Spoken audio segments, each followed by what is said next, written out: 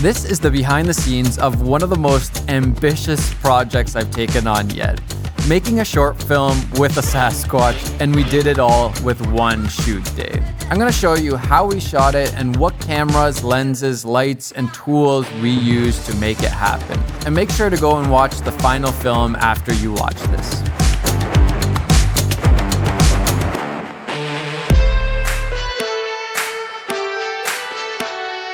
Okay, so I just arrived on location. I left at 6 in the morning. Got here a couple hours later. It's gonna be a long day, but it's gonna be a fun day. Jesse, you excited? I'm very excited. We're gonna make something pretty ridiculous today. Okay, so how did we get here? Well, I've been wanting to work with Jesse Senko, who's a director I've known for a long time, and we've been talking forever about making something fun together. And so we had these Not Me Only clothes to promote, and we thought, hey, let's make like a short film or commercial to promote them. And I love that they have zippered pockets so your phone and other stuff aren't falling out every 2 seconds when you sit down. So Jesse came at us with a few different ideas about the pockets, and then he said, I have one more, but this one is impossible for us, but I'm gonna tell you anyways. He tells us the idea of the Sasquatch, and me and Tyler just look at each other and say, can we do that one? So here we are making the impossible Sasquatch film. Oh, and go and subscribe to Jesse's channel because he's one of the most creative filmmakers that I know. I wouldn't let them rent a Dana Dolly. I was like, this is it. We got this. This is Jesse built this. This is pipe my dad used to build scaffolding out of and paint off of industrially. So me and Jesse have been talking about shooting something together for how many years? Probably like pre-COVID. I know, it's embarrassing. Yeah, it was just before COVID. And then COVID hit and stuff happened. And here we are like 4 years later, I feel like. Yeah. Finally doing it. Oh, you doing BTS of the BTS of the BTS of the BTS? I don't think people understand how much just like logistics go into making even This is like a single day shoot. And like just the emails of like all the different things. So much. So we're at a family friend's farm. Incredible location. It's super very cool house. And we've cast some of the family in this. We've cast friends of mine, people local. I live out in the country. I don't live in Toronto. So it's kind of a fun experiment to see who we can find locally. And we did it. And I think it's going to be great. It's your time to shine, man. We shot on my Arri Alexa Mini LF. That's weird to say. That's my Arri. So no pressure setting this up. And it was the first time getting to put it to good use. And for lenses, we chose the Atlas Orion Anamorphics. They have a super nice 2x squeeze, and they just get that really interesting look right off the bat. And we want it to feel right away more like this isn't quite reality. Have you worked with the Atlas Anamorphics before? I have a ton. You like them? I do. There's things I like and things I don't like, but mostly I love them. I feel like that's just the case with Anamorphics in general. There's always going to be things that you like and don't like. Yeah. So this right here is one of our locations. So this would be our sort of hemisphere for our family, right? Yeah, we're thinking what. Just trying to figure out how to stage everything and set up and kind of block stuff and figuring out what we need to get.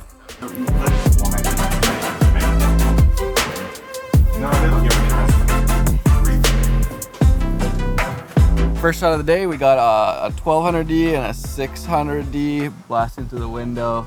Got some gel on there to warm it up a little bit. It's the baby shot. Gotta get the baby out of here. Can't keep your baby on set for too long.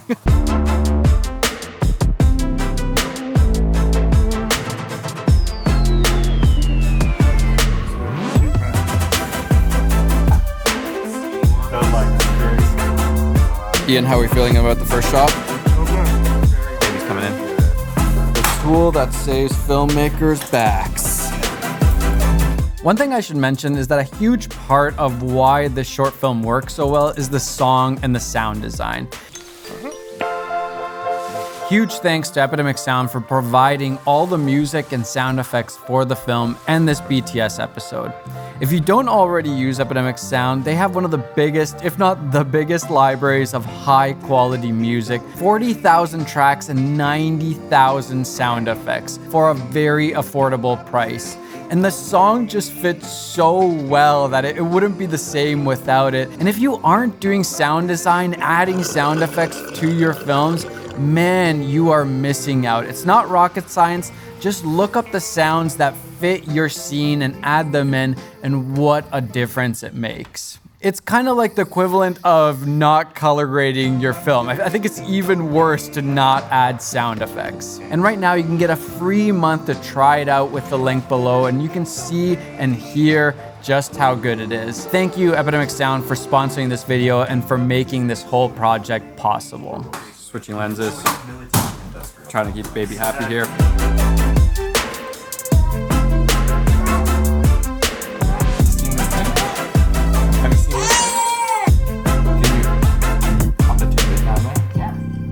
Are you signing autographs or no? All right, first shot done. How do you feel? I don't want to say anything to jinx it. As soon as we have it set up, that was with the baby, which is the ultimate variable. That's the one that you have no idea what's gonna happen. Yeah. She's great. What's next on the docket? We're shooting our like morning scene where Sasquatch has fully taken over this family. He's their new dad, so it'll be pretty funny. Just before we reveal their true dad coming home and realizing the extent that his identity's been stolen. How you feeling so far? Transformation is starting. Yeah, I can't tell. I can't see. My glasses are off. So I have no idea. For the Sasquatch, we were able to get this suit and kind of modify it a bit. I say we, but this was all Jesse. He's a genius with this kind of stuff. And then we had incredible special effects makeup artists to put it all together and kind of blend it so it all looked really great. Worked on set, worked in shops, but mostly ran prosthetics for Star Trek, did Star Trek Picard, did a couple things for like Deadpool. Nice. But mostly shop prosthetics. Yeah. Wait, what does that mean? Explain to my viewers, what does shop prosthetics mean? I make prosthetics, I fabricate silicone, I inject silicone into molds to create appliances like this. This is foam latex, but appliances similar to this. Yeah. And then that would get used on set. So you would like figure things out. Right. I do all the pre-stuff, and then it would get sent to set, and then somebody else can take care of it. Nice. I'm still actually surprised that we were able to put together a suit like this in just a couple weeks. Yeah, you probably won't.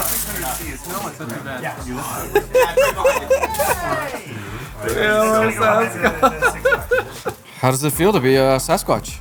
Pretty good. You're looking good. Went through a very interesting transformation. It was like David Harbour, and then Jesus, and then, And then Gimli, and then this. Gimli, yeah.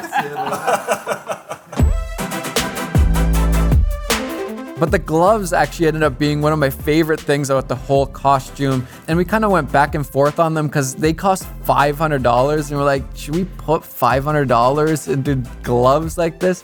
But they were just so realistic and well made that it just rounded off the suit perfectly. And with so many of the shots we did, it helped that they were so realistic. Show me those hands.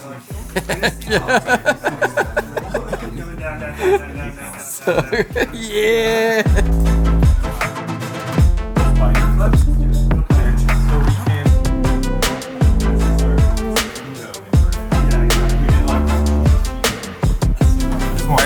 That's all good. We started the day with one of the most crucial scenes, which was this wide shot of the family with the Sasquatch. There was a lot of moving parts, having all the actors there, kids obviously, and the actions. And honestly, the first take right away was amazing. The timing was perfect, the champagne bottle pop and everything. I was really surprised that we got it right away. It's so good. Is it good? All right,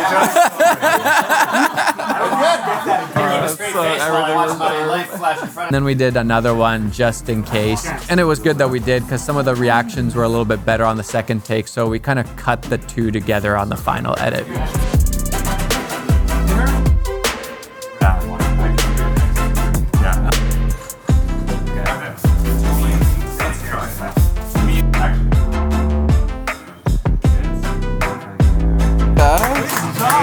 That was awesome, buddy. Lunch break, we made it. How you feeling? It's always a race. I always feel like the clock is pushing on me. Of course, we're a little bit behind on schedule, right?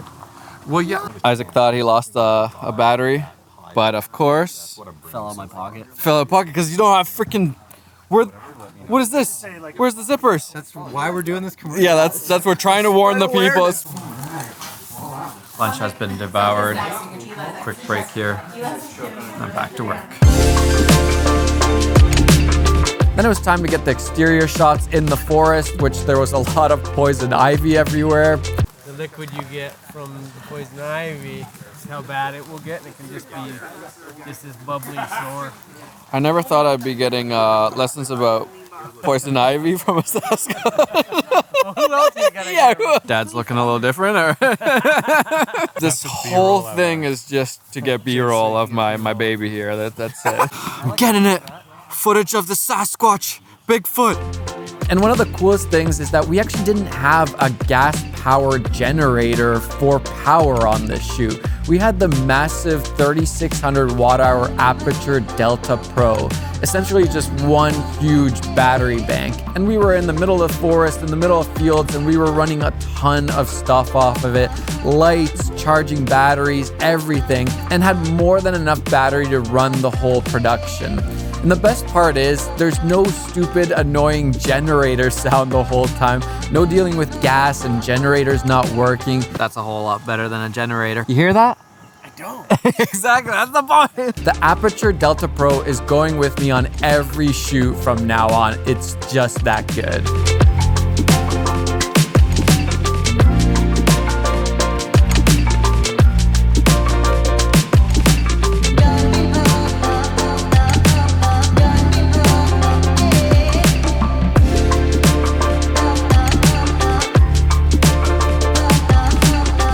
Adam walk back. Alright, so we're trying to make stuff fall out of his pockets, because that's the whole thing. We have a fishing line here. He's holding on to it. And once he gets to that point, it should fall out because of the fishing line pulling it out. Jesse, how confident are you that this is going to work out? I'm always 110% confident. Oh yeah. Miraculously, it always. And we have. It's going to work out. Take two didn't work out.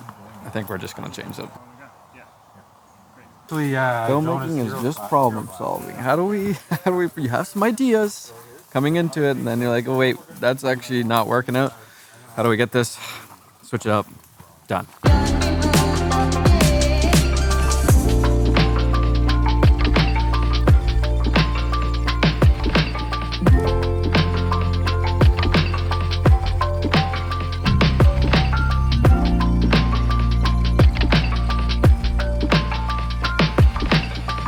Best part of what? The job is crossing out Got it. shots you barely got. Sort of got. Yeah. Maybe got. Last page of the day. 1, 2, 3, 4, 5. And then I added another one, so 6. Police is here. Latex paint in there. Frappuccino, white latex painted diaper filling, some sort of foam. I don't know what my daughter did for. Your daughter made this, right? My daughter, yeah. It's so good. 13. It looks so good. I kind of want to take a sip, but I know I don't. For lights, I think we exclusively used Aperture lights, which, man, they've just gotten better and better every single year. I remember when I first started DPing, the first lights I ever bought were Aperture lights, and back then it was kind of like, are those even legit? But I loved them, and now I feel like every production is using at least one Aperture light.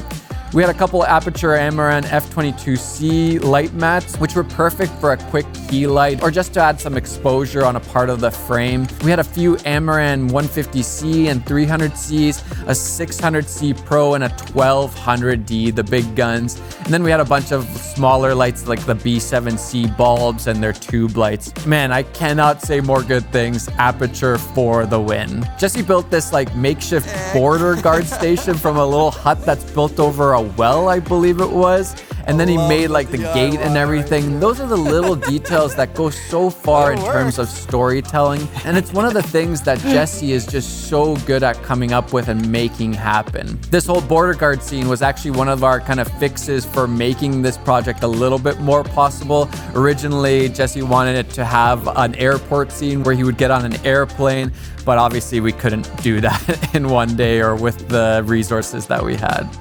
No, I'm gonna put her in the That's the one I didn't want to hear. Got crackles. Please, just give us a few more hours. We got batteries charging on the EcoFlow, 1200D over there, and a 600C Pro. Pretty impressive. Now they're not full blast right now, but very, very interesting. No sound, no generator, no nastiness, all that. Just big battery bank for a big light. Good job, EcoFlow and Aperture. I like it. We like it? Yeah. I bet this time of day we don't have a choice. Yeah, We just gotta get moving.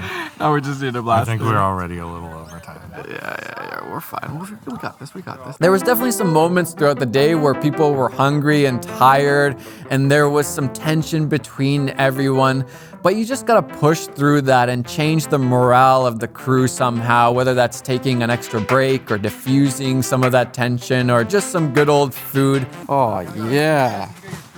This is what we need right now. But I think most people believe that being on set is this like constant, super exciting thing.